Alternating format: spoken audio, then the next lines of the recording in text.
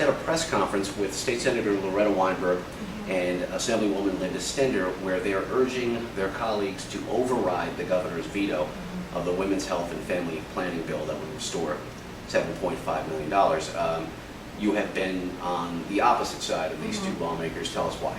Well, for far too long, Planned Parenthood has had their hands in the taxpayer's pocket, and Governor Christie has finally put an end to that. There are scores of other health facilities that women in the certain income level can go to. This is really all about pushing a political agenda at the expense of taxpayers. It should be noted that many of these legislators have had a cozy relationship with Planned Parenthood for many years.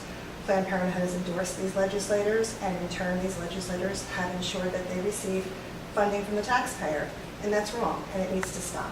It would have to start in the Senate, and you would need 27 votes to override it. We've got a press release from 6 Republican senators who did originally vote yes, who said they now will not support this, essentially crushing an override vote. Your thoughts on those senators and that press release? I think it's really good news. I'm happy to hear that common sense has prevailed on this issue, that they had a chance to understand that this really was about a political agenda, that there are other resources that women can go to for these services. Senator Weinberg and Assemblywoman Stender say that they're going to reach out. They've already sent a personal letter to every member of the legislature, and they are asking women in New Jersey to call their legislator to try to convince them vote for the override. I would imagine that you might do something similar. Yes, absolutely. We're obviously mobilizing people to be informed on this issue, that this is taxpayer money, it is public money, and that it really is all about certain groups, people, legislators pushing a political agenda that have had a cozy relationship for far too long with Planned Parenthood, who does have a political action committee, who does have a lobbying arm, and clearly they have an agenda that is not supported by the majority of people.